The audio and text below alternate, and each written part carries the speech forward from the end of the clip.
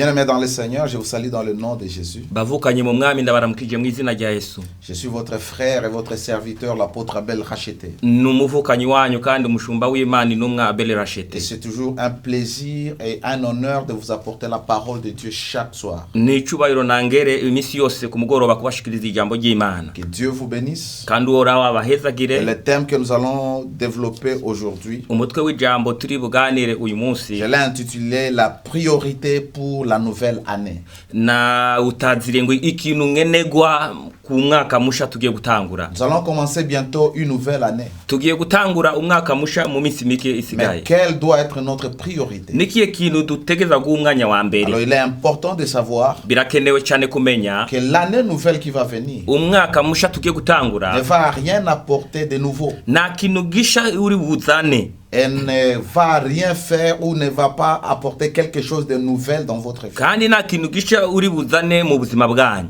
C'est nous qui apportons des choses, des améliorations, des changements dans l'année qui vient. Mais l'année en elle-même n'a pas de problème. Nitwe tuzana impinduka tukazana ibindi bintu ariko umwaka wo nta kibazo wifitiye. Alors pour l'année qui commence, il est important que nous puissions nous définir des priorités et des objectifs. Muri uyu mwaka tugiye gutangura reka turabe ibintu binini yabikenewe twokwishirako n'intumbero. L'erreur que beaucoup de gens commettent, amakosa abantu benshi bakora, c'est que chaque fois qu'il y a transition d'une année vers une autre, imisi yose iyo turiko turasozera umwaka tuyinjira mu les gens mwaka, ont une fraîche vision. abantu baba bafise iyerekwa risha. Les gens ont un désir ardent d'accomplir de grandes choses. Abantu baba bafise inyota ikomeye yo gushika ku bintu bikamokomeye. Ils ont un goût déterminant de réaliser les rêves. Baba bakeneye gushika kugira ngo basoze inzozi zabo. Ils planifient. Bagashirako imigambi. Ceux-là qui prient disent je vais commencer à prier tous les jours. Abasenga bakavuga nzosenga imisi yose. D'autres disent je vais commencer mon entreprise. Abandi ngo nzotangurira inguriro ryanje. J'aurai une discipline chaque 3 mois, voici ce que je vais commencer à faire. Nzokwindero misi yose mu mezi atatu nzokora Vous gutya. allez voir juste au premier trimestre. Ugasanga mu mezi atatu ya mbere Toute cette chaleur là diminue. uwo mucanwa ukagenda ugabanyuka. Les gens deviennent trop froids Abantu bagakanya et ils perdent leur objectif. bagatakaza intumbero batanguranye. Ils perdent carrément leur vision. Bagatakaza iyerekwa bari bafise. Alors le premier objectif ou le seul objectif que j'ai senti dans mon cœur que nous puissions partager, intumbero nariko ndiyumva mutima wanje kugira ngo tuganire, ou la seule priorité que vous devez vous fixer cyangwa ikintu gikuru kurusha ibindi pour l'année twokorerako qui vient, mu mwaka ugiye gutangura, sur le travail. n'akazi. Devenez travailleur. Nimucike abantu bakora. Travaillez assez. Nimukore cyane gose. Travaillez beaucoup. Mukore cyane Jusqu'à produire les résultats. gushikaho muzano mwimbu. Comme je l'ai dit, Nkuko nabivuze, une année nouvelle n'apporte rien. umwaka musha nta kintu Parce gishubana. que si nous continuons à faire les mêmes choses que nous avons fait cette année, Tubandanyije dukora ibintu twakora muri uyu mwaka, l'année qui commence, umwaka ugiye nous gutangura, n'allons pas trouver les mêmes résultats. Nous allons trouver les mêmes résultats. tuzobona nyene ya ngaruka niyo twahorana. Alors nous devons faire un effort pour aller à la vitesse supérieure. Reka dukore uko dushoboye twinjire mu wundi Pour muvuduko faire d'autres choses kugira ngo dukore ibindi qui vont bintu nous permettre de bien travailler. bizotuma dukora neza. Ecclésiaste, nous allons lire la parole de Dieu dans le livre de Ecclésiaste chapitre 9, Mu gitabo cy'umusiguzi 9 versets 8 à 9. murongo wa 8 n'uwa La Bible dit, Bibiliya avuga, quand tout ton tes vêtements soient blancs imyambaro yawe niyame yera et que l'huile ne manque point sur ta tête. kandi umutwe wawe ntuzubure gusigwa amavuta. Ici, il est question surtout de ceux-là qui sont croyants ou chrétiens. Aha bishimangiye kuri bajya ari abantu b'abakristo bizera Imana. Ce que Dieu nous recommande cette année qui commence, Ico Imana idusaba muri uyu mwaka tugiye gutangura, c'est une forme de consécration. nukwitanga kwirobanura tukiha Que Imana nous puissions garder nos vêtements blancs. kugira ngo tuzigame impuzu zacu zamye zera. Garder les vêtements blancs, Imyambaro kwama ça yera veut dire marcher dans la consécration, dans la sanctification, dans la pureté. kugenda tugororoka twezwa tugororoka, Et que l'huile ne manque point sur ta tête. kandi amavuta nazobure ku mutwe L'huile, c'est le wawe. symbole du Saint-Esprit. Amavuta ni mwe muyera. Non seulement nous avons besoin d'avoir cette huile, mais nous avons besoin que nos pensées soient dirigées par Dieu. Nidukene gusa ko turonga ayo mavuta ariko dukene ko ivyumviro vyacu birongorwa Alors n'Imana. soyez sûr que ce que vous voulez faire comme travail, entreprise, tout ce que vous allez entreprendre l'année qui commence, Wemezwe neza yuko akazi kawe ibintu byose uzokora mu mwaka ugiye soyez gutangura. sûr que Dieu inspire vos idées. Wemezwe neza ko ari Imana iriko irahumekera ivyumviro Que vyawe. l'huile de Dieu a touché votre tête. Amavuta y'Imana akore ku mutwe Que wawe. vos pensées sont inspirées par le Saint-Esprit. Ivyumviro vyanyu bihumekera muhumekegwe na mwemu Le yera. verset 9 dit, Umurongo w'icenda. jouis de la vie avec la femme que tu aimes. Abantu umunezero we n'umugore wawe ukunda.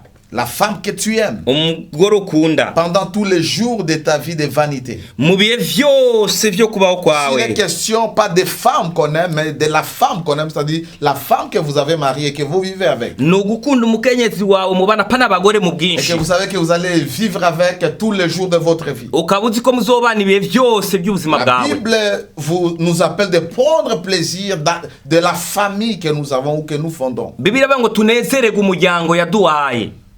Que Dieu t'a donné sous le soleil. Imana yaguhaye munsi y'izuba. Pendant tous les jours de ta vanité. Mu misi yawe yose uzoba uri ngaha kw'isi. Car Kugira c'est ta part dans la vie au milieu de ton travail que tu fais sous le soleil. numugabane wawe mu bigize akazi ukora munsi y'izuba. Alors comprenez bien aimés dans le Seigneur Nimutahurire abahukanye mu mwami. que ce verset Uyu murongo nous donne d'abord de marcher droit devant Dieu uduhamagarira kugenda tugoroka imbere et y'Imana. d'être inspiré par le Saint-Esprit pour ce que nous voulons faire. Tunahumekegwe na mwemu yera ku vyo tugomba gukora. Parce que lorsqu'on parle de jouir de sa vie, Kuvuga ngo kuryoherwa ubuzima bwawe, nous pouvons jouir de notre vie turashobora kuryoherwa ubuzima bwacu que si nous travaillons. ni mu gihe dukora. Ce verset, pour bien le comprendre, vous devez commencer à lire à partir du verset 8, 9 plutôt, et monter vers le verset 8. Uyu murongo kugira ngo utahure utangura ku 9 uduga ku 8. C'est-à-dire le fruit du travail que tu vas avoir, Ivyamwa vy'akazi uzoronga, les résultats que tu auras. ingaruka uzogira. C'est ces résultats-là qui va définir comment tu vas jouir dans la vie. Ico nico kizokwerekana ingene uzoryoherwa ubuzima bwawe. Comment tu vas être heureux dans la vie. Ukuntu uzoryoherwa uzonezerwa Dans la mu vie buzima de ta bwawe. vanité. Mu buzima bwawe Alors ce que kw'isi. Dieu nous recommande, c'est de travailler avec diligence. Ico Imana idusaba ni ukugira ngo dukore twivuye inyuma. C'est-à-dire nous devons y mettre du zèle et de l'empressement. Dushiremo ishaka tubikunze. Peu importe ce que vous faites, Bidavuze icyo ukora. dans quel domaine que ce soit, Igisata cyose que ce soit ukoreramwo, dans l'église, haba mu que ce soit ishengero, dans une entreprise, haba mu que ihinguriro, ce soit dans un parti, haba mu mugambwe que ce soit naka, dans l'administration publique. haba muri leta nukorera hose. L'important c'est que vous puissiez travailler avec diligence. Igikenewe ni ugukora ukoranye ishaka. Travailler avec zèle, avec passion. Kora ubigomvye Mettez ubikunze. votre cœur pour travailler afin de produire les résultats. Ubishiremo umutima wawe wose kugira ngo uzane Vous umwimbu. n'allez pas jouir de votre vie. Ntuzoryoherwa ubuzima bwawe. Votre famille ne sera pas épanouie Umuryango wawe ntuzokwagukirwa si vous ne savez pas travailler avec diligence. mutazi gukorana ishaka. C'est-à-dire vous vous consacrez, vous vous donnez entièrement à ce que vous faites. Mukitanga muri vyose muriko murakora. Non seulement vous devez travailler avec diligence, Si ugukorana ishaka gusa, mais vous devez aussi travailler ou être discipliné. mutegerezwa kugira n'indero mu vyo muriko murakora. Vous devez être discipliné. Muhamagare kugira indero. Vous devez vous fixer des objectifs mugashirako imigambi mugomba et gushikako. travailler selon les objectifs que vous vous êtes fixés. Mugakora bivanye n'imigambi mwishiriyeko. Alors c'est très important Birakenewe de cyane comprendre que nous ne serons jamais satisfaits yuko utazobumbwa de nos réalisations kuvyo ugomba gushikako si nous ne travaillons pas. tutariko turakora. Alors là, lorsque nous travaillons, nous allons pleinement jouir les fruits de notre travail. Igihe turiko turakora aho niyo tunezererwa ivyamwa vy'akazi kacu Comme je l'ai dukora. dit, vous pouvez être un ministre de Dieu. Urashobora kuba uri umukozi Cette w'Imana. année, qu'est-ce que vous avez accompli? Muri uno mwaka nibihe bintu Et qu'est-ce que washitseko? vous avez pour l'année prochaine? Nibiki witeguye ku mwaka Vous wundi devez vous uzoza? fixer les priorités. Utegerezwa gushirako ibintu ugomba Et la plus gushikako. grande priorité dans tous les domaines, c'est le travail. Ikintu kinini kisumba ibindi vyose n'akazi. Seul le travail va nous permettre de changer les choses, Akazi niko kazotuma tuzana iminduka de y'ibintu. produire les fruits ou des résultats. Nicyo kizotuma twama ivyamwa Soyez un tuzana ministre n'iminduka. de Dieu. Waba ukorera Imana Un homme ou une femme politique, cyangwa ukora muri politike, un entrepreneur, c'est-à-dire un homme ou une femme d'affaires, ukaba uri umugwizatunga wikorera que vous utwawe, soyez étudiant ou élève, ukaba uri umunyeshuri wiga muri kaminuza, éleveur, uri umurimyi, umworozi, que vous soyez chef d'entreprise. ukaba uhagarara ihinguriro ryawe. Bien aimé, vous devez être travaillé. Bavukanye murahamagariwe gukora, murahamagariwe gukora. Il faut que nous puissions travailler. Turahamagariwe gukora. Travaillons au maximum pour le changement. Dukore gose kugira ngo tuzane Travaillons impinduka. au maximum pour voir le ministère que nous dirigeons aller de l'avant. Dukore dushizemo ingomezi kugira ngo impinduka zize mu mabango Des fois, nous turongoye. devons nous révolter du statu quo. Rimwe na rimwe dutegerezwa kugarariza Nous devons tugahinduka. refuser les statu quo. Tukanga kuguma ahantu hamwe, Nous ne inzitizi devons pas tukazanga. toujours stagner. Tukanga inzitizi. Les gens qui stagnent, ce sont les gens qui ne se donnent pas au travail. Abantu baguma mu nzitizi n'abantu batemera gukora. Travaillons pour améliorer les conditions de vie. Dukore kugira ngo ubuzima Que ce buhinduke. soit dans nos familles, Haba mu miryango yacu, que ce soit dans nos églises. haba mu mashengero yacu. La discipline. Indero. Qu'est-ce que vous voulez accomplir? Ugomba ushike Comment kuki? est-ce que vous serez engagé dans Ni l'évangélisation? gute uzokwitanga mu Comment ivugabutumwa? est-ce que vous serez engagé dans la formation des leaders, Ni gute uzotegura des abarongozi, ouvriers, des fidèles? abakozi, abantu Donc, bitanga, il est abakristo? important que nous puissions beaucoup plus travailler. Birakene ko dukora cyane Ce gose. que vous avez accompli cette année, ne le comparez pas. Cherchez à faire le maximum. Ivyo washitse ko muri uno mwaka nubigereranye n'ibindi. Cherchez à travailler. Rondera gushika kure Vous vous rappelez, cyane. l'autre fois, j'avais enseigné sur la loi du travail. Muribuka igihe cyahera yuko nabigishije Et je ku vous avais cyagezo dit que cy'akazi. Dieu est un Dieu travailleur. Imana ni Imana y'inkozi. Parce qu'il nous a créés en son image et à sa ressemblance. Kuko yaturemanye mu ishusho Nous yayo devons tugasa aussi nayo. être des travailleurs. Natwe dutegereza kuba abantu Alors, bakora bien akazi. aimés, soyons des travailleurs. Bavukanye tuba abantu bakora. Cette année qui commence, Uno mwaka tugiye gutangura. laissons la paresse. Reka tureke ubunebwe. Laissons l'oisiveté. Tureke kugenda hirya no Arrêtons hino. de dormir. Tureke itiro. Arrêtons d'attendre que les choses se produisent. Tureke kurindira ngo ibintu Nous byikore. devons travailler avec passion. Dutegereza gukorana ishaka. Travailler avec zèle. Dukorana ishaka Peu gose. importe ce que vous voulez commencer. Bitavuze ibyo ugomba Peut-être vous gutangura. avez un petit projet de commencer un poulailler. Urakeneye korora inkoko. Mettez-vous au travail. Reka C'est witange. un bon projet. Ni umugambi Si mwiza. vous êtes discipliné. Ufise indero ni Tout umugambi ce que nous mwiza. pouvons faire, Icyo twakora cyose il nous faut la discipline. dusabwa kugira indero. Vous voulez commencer quelque chose, une entreprise? Ukeneye gutangura ihinguriro. Vous n'avez pas d'argent? Ni amahera ufise. Épargnez. Reka Et uziganye. lancez votre entreprise. Utangura Peu akazi. importe, vous n'avez pas besoin tout simplement de commencer avec 1 million. Ntukeneye gutangura na mamiliyoni Vous pouvez menshi. commencer avec 50 000. Urashobora gutangurana ibihumbi magana Avec 100 000. atanu, ibihumbi Ça ijana. dépend de vos moyens. Bivana n'ubushobozi Mais bwawe. soyez disciplinés. Ariko ugira indero mu byo ukora. Le problème, ce n'est pas que l'argent ne vient pas vers nous. Ikibazo si uko amahera atatuzako. Le problème, c'est que nous ne sommes pas assez disciplinés pour épargner et pour investir. Ikibazo dufise nuko tutazi kuziganya amahera twaronse. Alors, cette année, soyons différents. Uno mwaka reka dukore itandukaniro. Travaillons efficacement. Dukore neza. Soyons beaucoup plus disciplinés. Twitange gose. Car c'est la discipline Indero qui va nous permettre de porter le fruit. nizo tuma twama ivyamwa. Dès Timothée, la Bible dit ceci. Timoteyo wa kabiri, Chapitre 2, verset 6. kabiri gatandatu. Dès Timothée 2, 6. Icete cya kabiri cya Timoteyo kabiri Il faut gatandatu. que les laboureurs travaillent avant de recueillir les fruits. Ni vyiza yuko umurimyi arima mbere yuko baronka ivyamwa. Vous savez, beaucoup de gens attendent porter les fruits alors qu'ils n'ont pas travaillé. Abantu benshi baba biteze ivyamwa batakoze. Beaucoup de gens aiment manger les fruits alors qu'ils n'ont pas travaillé. Abantu benshi baba bakeneye kurya ivyamwa batakoze. Mais Paul est en train de dire à Timothée qu'il Paulo- faut que les laboureurs, celui qui travaille, Paulo ariko asaba Timoteyo ngo umurimyi cyangwa umukozi qu'il travaille avant de recueillir le fruit. akore mbere yuko asoroma ivyamwa. Ne soyons pas une communauté de personnes oisives qui attendent que les choses tombent du ciel. Nitukaba abantu baguma bayerera baba barindiriye ko ibintu bikoroka bivuye mu ijuru. Travaillons pour produire les fruits. Dukore kugira ngo twame Nous ivyamwa. devons toujours penser à des jours à venir. Kandi tutegereza kwiyumvira muri kazosa. Bien-aimés dans le Seigneur, Dieu vous a donné l'opportunité d'avoir un travail. Bavukanye mu mwami Imana yakugiriye akaryo iguha akazi. Et vous travaillez tous les jours, vous êtes content. Ukaba ukora iminsi yose ukanezerwa. Est-ce qu'il vous arrive des fois de vous asseoir Biragushikira rimwe et ukiyumvira. tout simplement réfléchir après ce travail-là? Ukicara ukiyumvira ku vyerekeranye n'ako kazi. C'est-à-dire le jour où ce travail va s'arrêter. Igihe akazi kazohera bizogenda Qu'est-ce que vous allez faire? uzokora iki? Et si vous avez 6 mois sans travail, Ukaba umaze nk'amezi atandatu udafite est-ce que akazi. vous aurez assez de ressources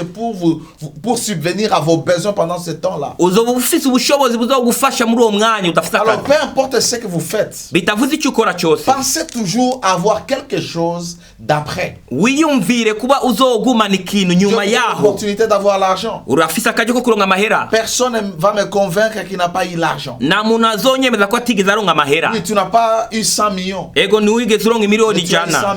000. Waronse ibihumbi ijana. Et si je regarde depuis janvier Niwe juwere mu kwezi kwa mbere. jusqu'aujourd'hui décembre, Na bugingo n'ubu mu kwezi kwa cumi bientôt nous allons n'abiri. finir l'année. Tugiye gusozera umwaka. Oui, tu n'as pas trouvé 50 millions Ego ntiwaronse ibihumbi majana atanu Ane- miliyoni majana atanu ubwo nyene. en un coup. Ubwo nyene. Mais si tu regardes l'argent que Dieu a fait passer, transiter par tes mains, Ariko wiyeje amahera yagiye anyura mu minyo et yawe. des fois tu as dépassé même 50 000. Hari n'igihe waba warengeje Vous voyez que ibihumbi le problème, ce n'est pas que miliyoni l'argent ne mirongo vient itanu. pas. Ikibazo uko amahera atakuzako. Le problème, ce n'est pas que Dieu ne nous donne pas la sémence. ikibazo suko Imana iduha imbuto. C'est que Dieu vous donne. Icyo Imana Ça iguha s'appelle la sémence. nicyo twita Vous imbuto. savez, il est celui qui donne la sémence et il donne aussi le pain. Niwe atanga imbuto agatanga n'umukati. Alors comprenez que chaque fois que Dieu vous donne l'argent, Akenshi igihe Imana iguhaye amahera, dans cet argent-là, muri ayo mahera il y a le pain hariho umukati, et il y a aussi la sémence. hariho n'imbuto yo C'est kubiba. vous qui devez savoir Nimwe mutegerezwa kumenya prendre la sémence et planter gufata imbuto no kuyibiba et manger les pains. no gufungura C'est umukati. très important. Birakenewe cyane. Si tu ne laboures pas, Igihe utari kurarima ne t'attends pas à manger les fruits. ntiwitege imbuto. Tu as un rêve, il y a des choses que tu veux réaliser dans la vie. Hari ibintu ugomba gushikako ku buzima. Alors il est important que tu saches que tu dois travailler pour ça. Ni ngombwa kumenya yuko utegerezwa gukora. Nous avons des enfants. Dufite abana. Est-ce que nous pensons à où est-ce que nous laisserons nos enfants un jour? Turiyumvira aho tuzosiga abana bacu umunsi umwe. Alors il est important de penser à tout cela. Birakeneye ko twiyumvira kuri ibyo byose. C'est vrai de dépenser pour les enfants, mais c'est mieux de préparer leur avenir. Ni byiza kwitwararika abana ariko ni byiza kandi kwiyumvira ku bw'akazoza kabo. Cette année, sois un laboureur. Uno mwaka ucika umurimyi. L'année 2022, sois un laboureur. Umwaka tugiye gutangura ubu umuntu arima, umuntu Et akora. à la fin de l'année, Nyuma tu yaho dois réaliser les fruits que tu as récoltés. utegereza kuraba ivyamwa Soit dans wagiye le usoroma. ministère, Yaba Soit au mw'ibango, travail au bureau, haba mu kazi mu soit biro dans byawe, une entreprise, haba mu que ihinguriro soit dans un ryawe, projet quelconque que tu haba as mu commencé. mugambi watanguje. Alors il est important que Birakenewe nous rwose puissions les comprendre. yuko dutahura Bien-aimés dans le Seigneur, bavukanye mu mwami travaillons. dukore. Cette année, Uno mwaka soyons des tuba travailleurs. abantu b'abakozi, Cherchons à faire la différence. turondere gusa n'impinduka, Travaillons avec un esprit d'excellence. dukorane imwe mu nziza. J'aime l'apôtre Paul qui s'est frappé même la poitrine en disant qu'il a travaillé plus que tous. Ndakunda Paulo yikubita mu gikiriza avuga ko yakoze kurusha abandi bose, Et personne ne peut s'opposer à ça. kandi nta muntu yohayira Nous voyons ivyo. comment est-ce que lui qui n'a pas été apôtre ou qui n'a pas été disciple direct ou apôtre direct que le Seigneur avait établi. Turabona ko we atigeze abonana na Yesu amaso ku yandi, nigeze aba intumwa mu bandi, Mais à cause de la prise de conscience, ariko kubera gutahura il a fait la différence. yarakoze Il a impinduka, fait de grandes choses. yarakoze Nous itandukaniro savons comment rikomeye. est-ce qu'il a écrit, Turazi ivyo comment est-ce yanditse, qu'il a voyagé. ukuntu yafata Il a ingendo, formé des hommes et des femmes. ukuntu yateguye abagore Nous avons n'abagabo. besoin Dukeneye d'utiliser les dons de la vie que le Seigneur nous donne gukoresha ingabire Imana et de yaduhaye saisir les opportunités que Dieu nous donne kugira ngo nidushe uturyo Imana afin yaduhaye de travailler. kugira ngo dukore. Je vais lire ce passage. Reka dusome uno C'est murongo, presque mon dernier passage. murongo wa nyuma turi busome. C'est Ecclésiaste, Umusiguzi chapitre 5, 5 versets 18 à 19. 18 19. Voici ce que j'ai vu. Raba ivyo nabonye, C'est pour l'homme une chose bonne ni vyiza ku muntu et belle de manger et de boire gufungura no kunywa et de jouir du bien-être au milieu de tout le travail qu'il fait sous le soleil. no kunezererwa akazi kose akora munsi y'izuba, Pendant le nombre de jours de vie que Dieu lui a donné. mu minsi yose Imana yamugeneye, Car c'est là sa part.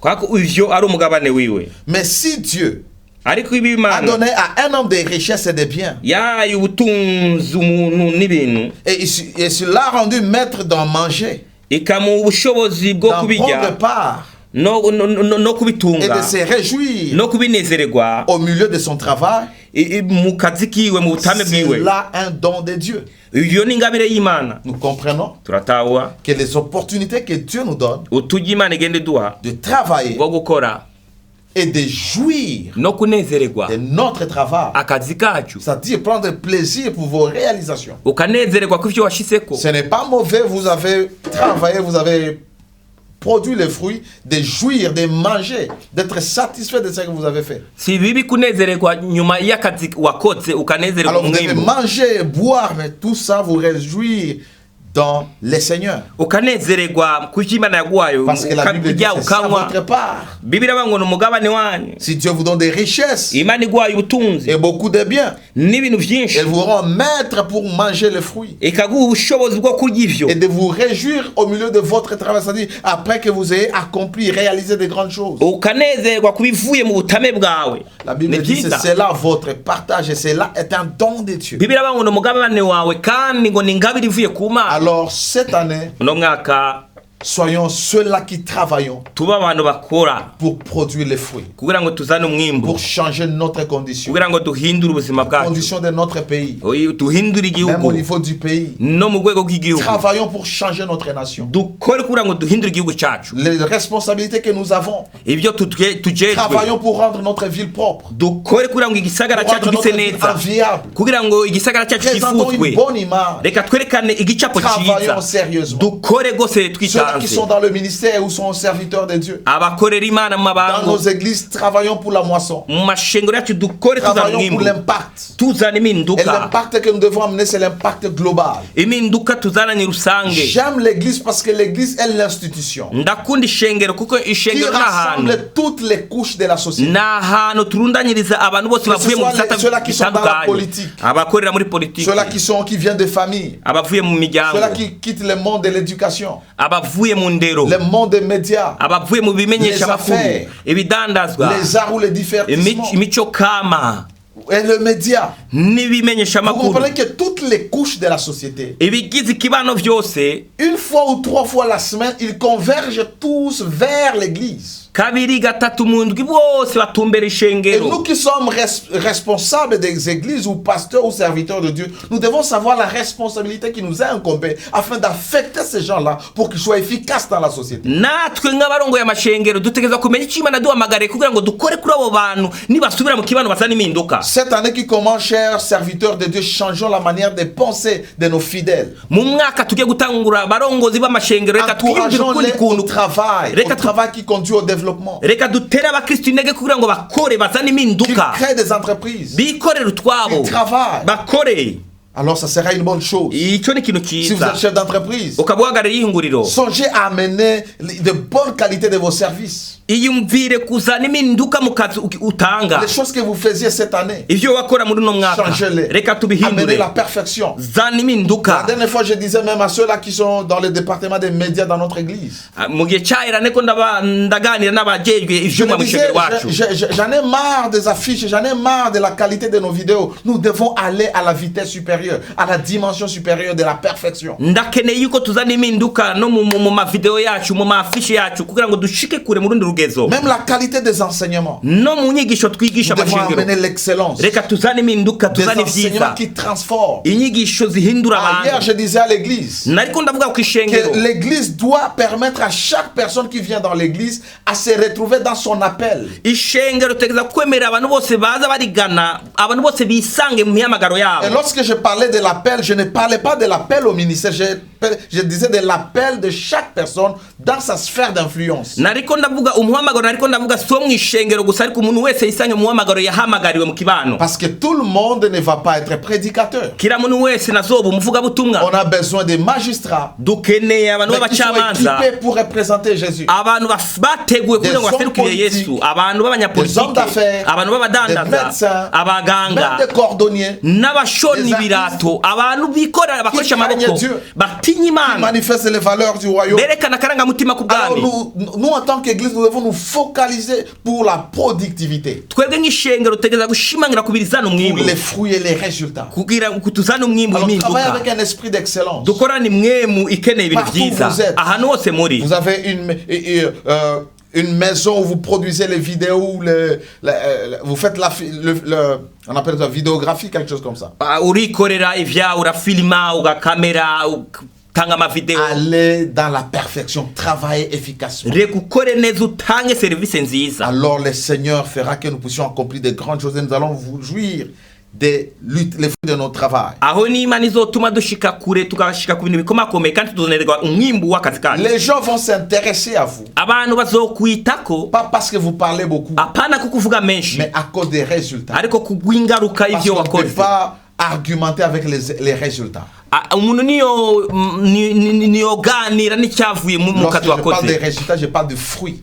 Iyo ndiko ndavuga ingaruka y'ikintu cyangwa ivyamwa. Vous avez un peu d'argent, Urafise amahera make, commencez à cultiver. tanguru yakoreshwe Surtout cette année, cyane muri no mwaka. investissons beaucoup plus. Reka twitange dushore Dans gose l'élevage mu mukorora, et l'agriculture. mu kurima. Et dans ta maison, moi, ça fait un bon bouton chez moi. On n'achète pas les amarantes. jewe iwanje nitukigura irengarenga, On n'achète pas les légumes. nitukigura Parce que je amalegime. fais ce que dans ma maison, je ne veux plus. Même si c'est 1000 francs au marché, mais je veux que le 1000 francs n'aille pas au marché, qu'on puisse utiliser ce qu'on a là-bas. naho nojya kubisuma mu isoko ari amayeri igihumbi narabihagarikije mugabo dusorome aho ngaho muhira. La richesse, le développement, c'est dans la tête. Ubutunzi iterambere ni Ce mu n'est pas mutwe, avoir beaucoup d'argent. suko ubutunga amayeri Alors, menshi. bien aimé dans le Seigneur, Bavukanye mu mon mwami, message pour vous, ubutumwa c'était bwanje tout simplement de vous encourager ni ukubatera intege pour cette année nouvelle qui commence, mu mwaka tugiye de gutangura, vous fixer des priorités. murondera ibintu Ou de bikenewe vous kurusha ibindi, fixer une priorité. cange mushire ku On peut migambi avoir ibindi. beaucoup de choses qu'on a dans son agenda, Urashobora kuba ufite ibintu byinshi muri agenda yawe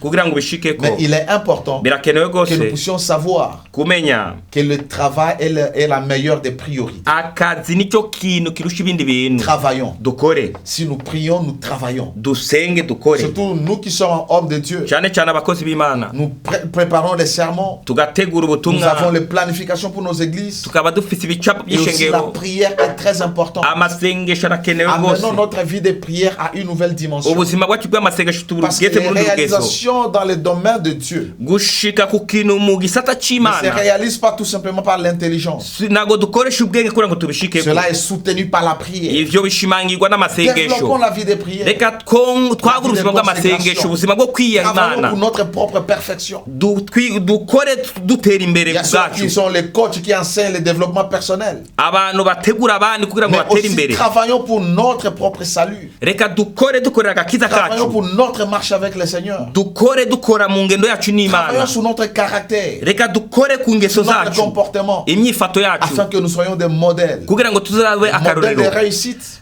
mu bantu baruraniwe, mu bantu bateye imbere, des modèles de succès. akarorero ku bantu Ceux-là qui baruraniwe, nous regardent vont suivre nos pas. abantu batwiweje batera intambuko mu yacu, kandi mu bisata Ce vyose. sera le fruit de votre travail. Ivyo niyo ngaruka Parce cyangwa que vous ivyama travaillez. vy'akazi kawe, kuko mukora, Parce que vous vous investissez, kuko mwitanga, vous êtes diligent mukitanga et n'ishaka, vous êtes discipliné. mukaba mufite n'indero. Le Seigneur vous bénira. Uhoraho Il vous bénira azobahezagira, certainement. azobahezagira Et by'ukuri, beaucoup de personnes seront bénies au travers de vous. kandi abantu benshi bazohezagirwa biciye Merci muri de nous mwe. donner votre temps. Murakoze kuduha umwanya Je wanyu. prie que Dieu, Ndiko ndasenga ngo au Imana travers les dons de la vie qu'il vous donne, bivanye n'ingabire parce que yabahaye, je suis sûr ndemezwa neza qu'ensemble nous allons terminer cette année. twese turi Nous allons busoze uno commencer mwaka, l'année prochaine. tuzotangura undi Par mwaka la grâce musha, de Dieu, nous allons encore la finir. kubw'ubuntu bw'Imana tuzoweza Parce que nabo, nous sommes en mission. kuko dufise Je igikorwa ne crois pas twarungikanywe. que toi et moi on a déjà accompli la mission. Sinizera yuko Nous twahejeje irons igikorwa aussi Imana lorsque turungikanye, Dieu trouvera que nous avons fini notre mission. kandi tuzogenda igihe Imana izobona ko twahejeje icyo Alors utilisez turungikanye. les dons de la vie que Dieu vous donne